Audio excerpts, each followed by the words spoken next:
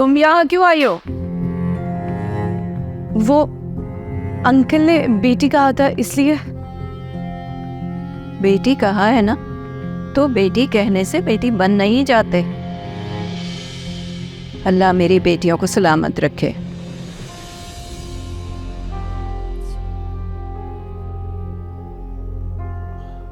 माहिन बेटा, जब तक आंटी नाश्ता बना रही हैं तो आप जाकर ना वो खाने की टेबल को ठीक कर लो। जी अब्बू, एक मिनट।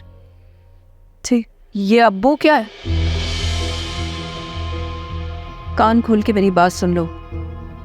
जब तक यहाँ रहोगी अंकल कह सकती हो इन्हें। आइंदा मैं ये अब्बू ना सुनूं तुम्हारे मुंह से। ठीक जी आंटी, जैसे आपका हुक्म। अब जाओ।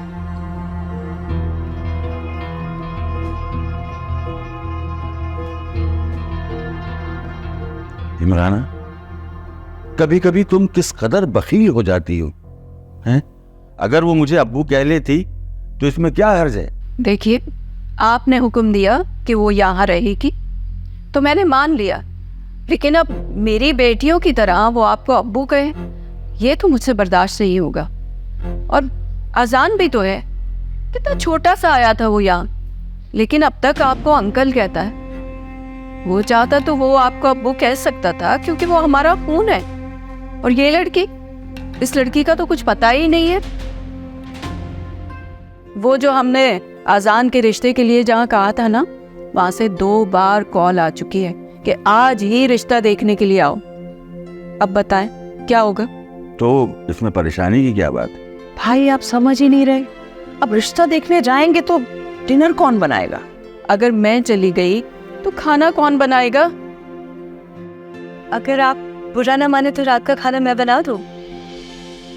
तुम्हें बेवकूफ बनाने के अलावा और भी कुछ बनाना आता है? कितना हार्श बिहेव है तुम्हारा इस बच्ची के साथ। अगर वो तुम दोनों का साथ देना चाह रही है तो इसमें हर्ज ही क्या है? और मैंने कह दिया है कि आज का खाना माहीन ही बनाएगी, बस।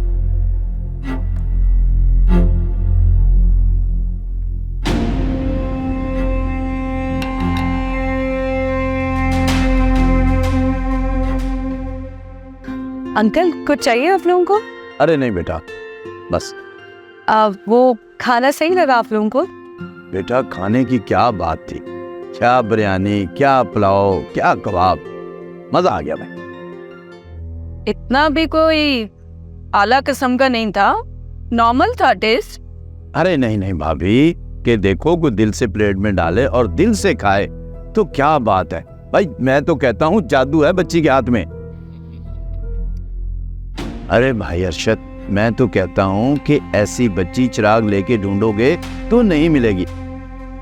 मैं तो कहता हूँ अपने अजान की शादी करा दो इससे, जंजीर पहना दो उसके पाँव में।